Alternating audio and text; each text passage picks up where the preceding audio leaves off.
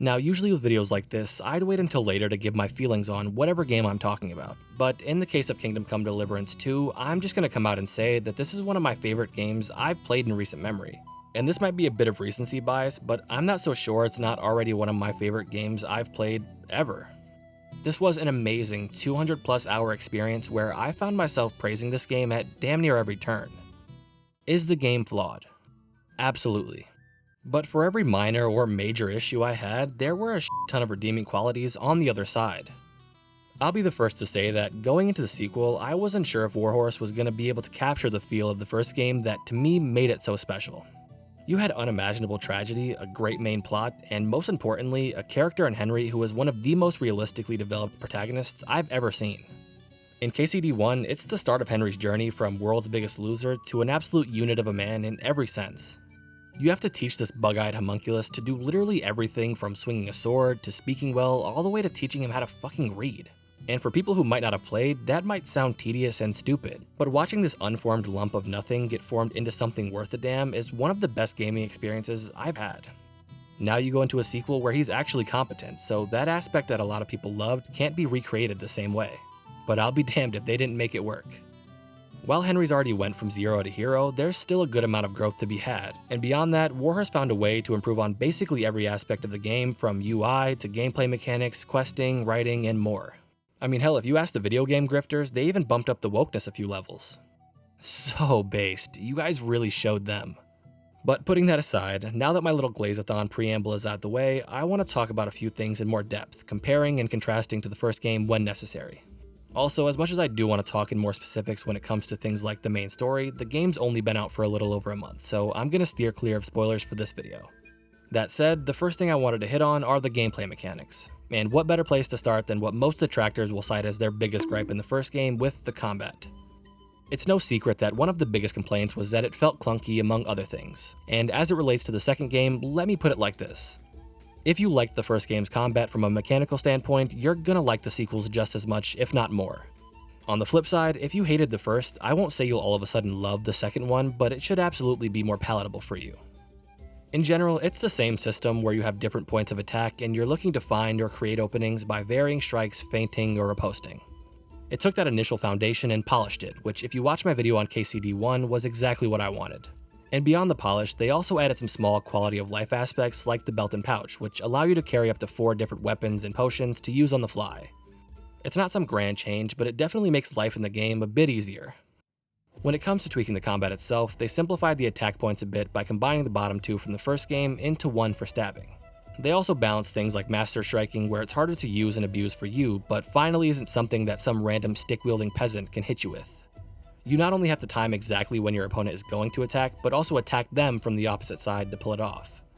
In the first game, you could land it at will, where in this one, I caught a good amount of steel with Henry's face going for it.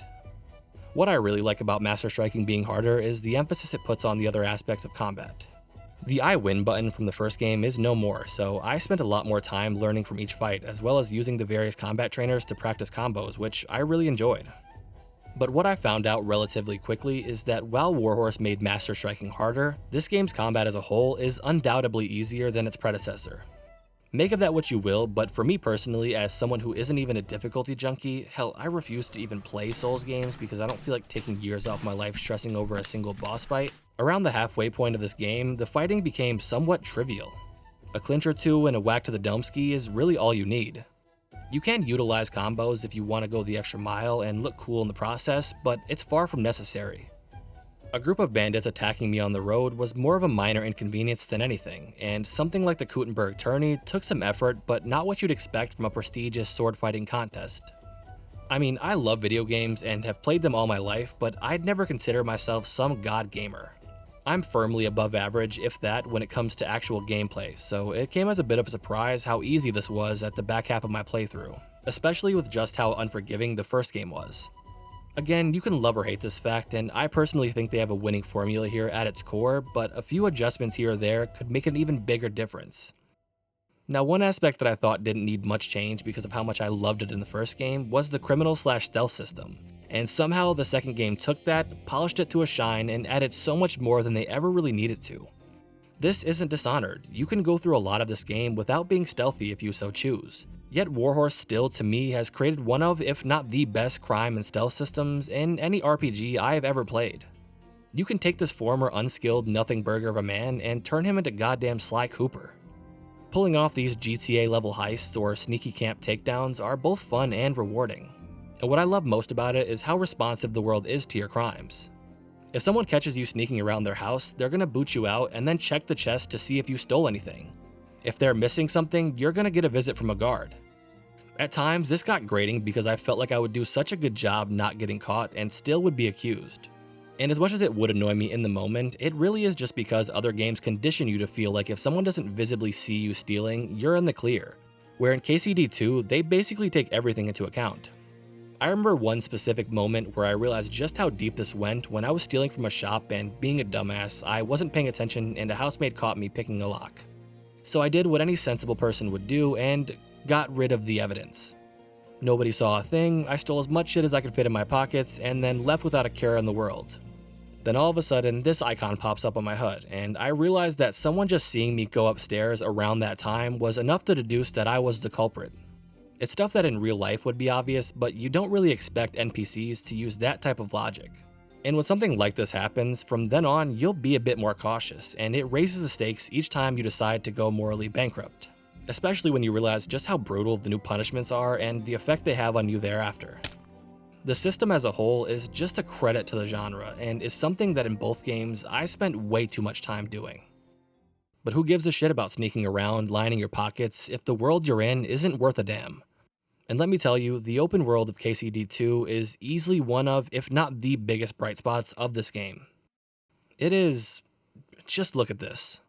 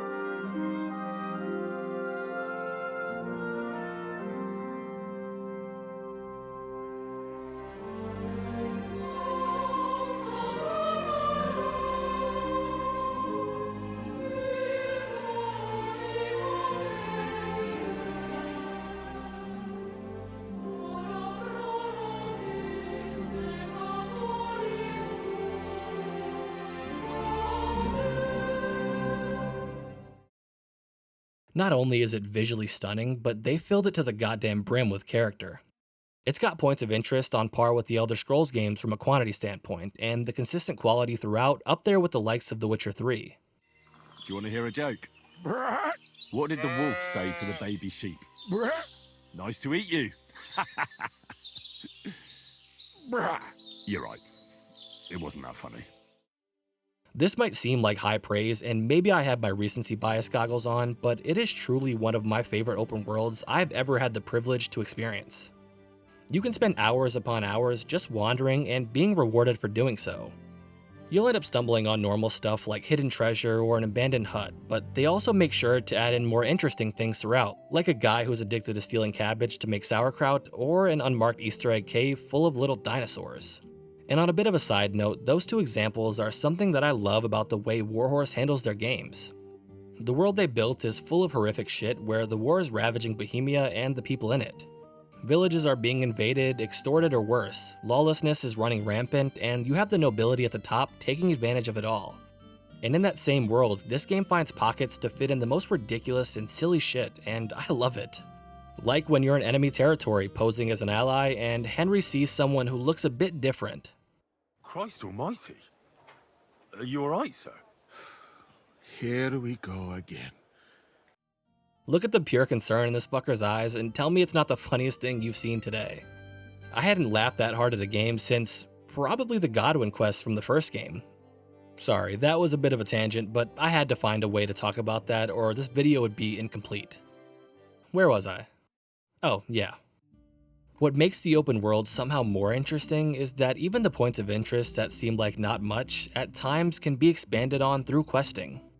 Now this is slightly spoilery for a side quest, so I'll stay as vague as I can be, but there's a guy who you do some work for who has an affinity for alcohol. You end up finding out that he has this drinking problem because he was somewhat strong-armed into killing people that the Lord of Trotsky wanted gone. One of them was a woman who was with child, and it fucked him up. Now that story by itself was really interesting and gave a lot of depth to a character who really could have just been left as is. But what takes us to the next level is this section of the map where there's these newly dug graves and not far away from a stash of booze. There's 4 of these in total, and when you dig up the graves, each time Henry will comment on how these must be the drunks doing. This'll be Vostatek's work. Again, an awesome touch, but it gets even crazier when you open up the last grave, and it's the woman who was pregnant. Now, I don't know if YouTube would love me showing this, so I'll just say that there are 3 separate skeletons in there. Shit like this is what takes an open world from good to truly amazing. They could have easily just filled it with nothing but uninspired slop, but instead you can feel the intentional effort to tell a story at every turn that if you're willing to listen to, you'll be rewarded with. When a studio shows this level of passion through the way that they handcraft the world, it makes the player want to reciprocate that effort, knowing that the game won't let them down and waste their time. And with an open world crafted with this level of care, it's easy to get lost in everything that it has to offer, but while they get so much right, it wouldn't be a Kingdom Come video without talking about the performance and everyone's favorite, bugs. Starting with performance, I didn't have many issues at all. I don't have some NASA supercomputer like a lot of YouTubers, but I also don't have a shitbox. And playing with all my settings on high, there were not many issues. There were of course the stutters when an autosave comes in or an objective completes, but nothing to really cry about. There was this weird issue I ran into a lot where for some reason my computer did not like haylofts, like at all. Anytime I was in an area like this, for some reason my FPS would shoot down faster than Hawk to a coin. A minor annoyance at best, but an annoyance nonetheless. Other than that, performance was great. Even in a big, super populated city like Gutenberg, I had no issues of note. As for bugs, well, I'll say this. This game was already much more polished at launch than the first game is in its current state, so that by itself deserves some praise. My counter to that is that just like the first game, this one is chock full of minor visual bugs that don't affect anything but are frustrating at times. Just off the top of my head, there was a problem where it would rain inside, or not really a visual bug, but there were these discrepancies between ambient and normal dialogue voice actors. First, I want to see you have something to bet. Here you go. I'll pluck you like a chicken. We'll see whose side luck is on. There was also the gift and curse that is real-time cutscenes, where camera angles would suck a bag of dicks, or a random was desperate for some TV time. But honestly, the most consistent annoyance, and maybe this is petty, but it just really irked me, was this weird-ass issue that would happen where in a dialogue, if someone was angled in a way where the light was being directed in from behind them, it would backlight through the character's mouth and eyeballs. It's less of an issue when we're having a random conversation with a vendor or something, but when we're having conversations about the future of the entirety of Bohemia and Henry looks like he just left a roller rink and forgot to take out the light-up pacifier, it's hard not to notice. Again, these are all minor, and throughout my entire playthrough, I didn't have any Cyberpunk circa 2020 type game-breaking bugs. Actually, I lied. There was this one situation where I helped free these 2 guys from the pillory that I knew from a quest early in the game. And when I would unlock it, instead of running like they're supposed to, they literally stood there frozen like an Andrew Tate fan seeing a woman for the first time until a guard noticed they were free and smoked them. I couldn't for the life of me get this to work, which sucks because if you know who they are, they're a part of one of the more memorable side quests in the game. Fortunately, that was the only big issue I had personally and could just boil down to me being unlucky. That all being said, the game is in a solid state on this front, so if you're someone who played the first game on release and are worried about its polish, I would say you don't have much to worry about. But technical stuff aside, now I finally get to talk about what I've been dying to cover this entire video. While the open world pulled me in initially, the quests throughout are what made me stay. The questing in this game, from main to side to activities, even to the unmarked stuff, is fucking amazing. Oh, Mum. It's really good. I mean this in multiple ways, but the main thing that stuck out to me time and time again is the variety they bring and the consistent quality of each one. Structurally, they don't necessarily reinvent the wheel. There's a fair share of good old fetch or elimination quests and some more unique types in between. But what they do each and every time is make you care. When it comes to the side stuff in particular, these aren't just objectives to clear off a map. These are fully fleshed out, handcrafted, standalone stories. I don't remember a single time where I was doing a quest and thought to myself, I feel like I've done this exact mission 3 times before, like I will in other games. I actually found myself saying the exact opposite. This goes back to what I said earlier, that when a studio shows how much it cares through the clear effort they put into even the small details, it builds a trust that makes you want to experience it all. And that's exactly what the quest quality made me do. I completed every single quest this game has to offer, and the only complaint I had was that I wish there was even more. The only other 2 games where I was this impressed with the consistency of quality in the side stuff specifically was Baldur's Gate 3 and The Witcher 3, which are my first and second favorite games ever and my barometer for side content quality. And let me tell you, KCD 2 is absolutely up there. Tasks are made to feel like full-blown side quests, and side quests themselves range from good at the low end to main quest caliber at their best. If the game didn't just come out, there's a murder mystery type quest that I loved and would talk about in detail to prove my point here. But not only do I not want to spoil it because people hate spoilers, but really I want people to go play these quests themselves because they are so goddamn good and you deserve to experience it for yourself. In my humble opinion, an RPG is only as good as its side content. The main story is obviously important, but nobody sinks hundreds of hours into a game like Skyrim from playing the main quest over and over again. It's the open world and the content within it that makes it worth that type of time, and this game knocks both of those out of the park.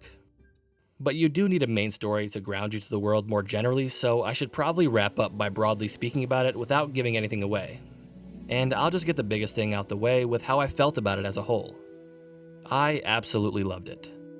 There are some small issues that I have throughout, mostly as it relates to what a lot of games do and making things feel a bit too convenient just to progress things along. And I'm fine with a coincidence here and there, but there were a few more moments of this than I'd like. But that really is just me being nitpicky. What this game does do with its main story is join a very exclusive club of games that have made me cry. That list now has a whopping 2 whole games that have gotten the waterworks going. The other game, I'll have it be known, is The Walking Dead Telltale, and if you didn't at least tear up when you know what happens at the end of the first season or at the end of the final season, you need to be institutionalized. The ending of this game, without spoiling anything, is all about letting go and is relevant to me personally. Add in some beautiful sound design and a character in Henry that I really care about, and it just got me. It's one of those games where I already wish I could play it for the first time again. I wouldn't put this game's main story on par with something like God of War 2018, but it is the perfect continuation to the story of Henry, which is exactly what I wanted.